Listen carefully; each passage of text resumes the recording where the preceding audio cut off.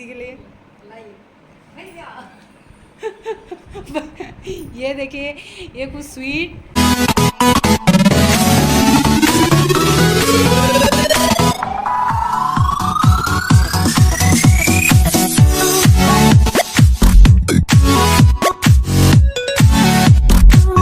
माता दी दोस्तों, कैसे हैं आप सभी। आज मैं और मेरे हस्बैंड हमारी दीदी को भेटौली देने के लिए जा रहे हैं। भेटौली क्यों दी जाती है, इसके ऊपर भी एक कहानी है जो मैं आप लोगों को बताती हूँ। बहुत पहले की बात है, 2 भाई बहन होते हैं। उन भाई बहनों में बहुत ज़्यादा प्रेम होता है। जैसे जैसे दिन बढ़ते रहते तो उसकी बड़ी बहन बड़ी होती जाती है और उसका विवाह हो जाता है। जब उसका विवाह हो जाता है तो वो दोनों बिछड़ जाते हैं और एक दूसरे को बहुत ज़्यादा याद करते हैं।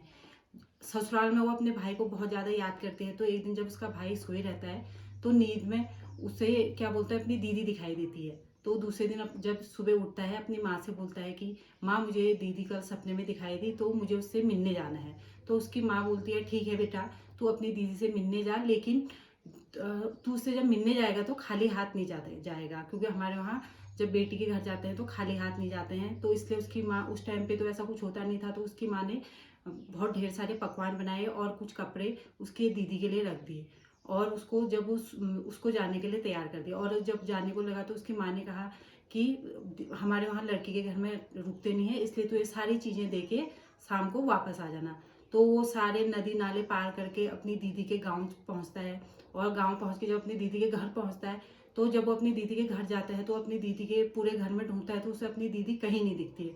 फिर वो जब अपनी दीदी को ऊपर धुमसले में देखता है तो वहाँ उसकी दीदी सोई रहती है। तो वो सोचता है कि मेरी दीदी पूरा काम करके इतनी थकी हुई है तो मैं इसे नहीं उठाता हूँ। तो अपनी दीदी के इंतजार में वहाँ पर बैठे रहता है कि जब मेरी दीदी उठेगी तब मैं जाके अपनी दीदी को सारा सामान देके फिर चले जाऊँगा। तो इसी तरह से बहुत देर तक इंतजार करता है तो उसकी दीदी नहीं उठती है। तो फिर उसे अपनी माँ की बात याद आती है कि मुझे अंधेरे होने से पहले घर पहुँचना है, क्योंकि दीदी के घर नहीं रुकना है। इसीलिए वो सारी सामान जहाँ पर उसकी दीदी सोई रहती है उसके बगल में रह के वापस अपने घर को चले जाता है। कुछ देर के बाद जब उसकी दीदी की नींद खुलती है तो वो देखती है सामान को, तो वो समझ जाती है कि मेरा भाई आया था और मेरे लिए इतनी चीज़ें लेके आया था। तो फिर वो एक गाना, मतलब एक छोटी सी 2 पंक्तियाँ गाती है कि मैं भाई भूखो मैं सीती, भाई भूखो मैं सीती। इसका मतलब कि मेरा भाई भूखा रहा और मैं सोती रही, मेरा भाई भूखा रहा, मैं सोती रही। इसी तरह वो विलाप करते रही अपने दुमसले की छत में और थोड़ी देर में ऊपर से गिर के नीचे गिर जाती है और उसकी मृत्यु हो जाती है। तो तभी से ये हमारे वहाँ ये चीज़ प्रचलित है कि इस महीने पे भाई अपनी बहन को भेटौली देने के लिए उसके ससुराल जाता है।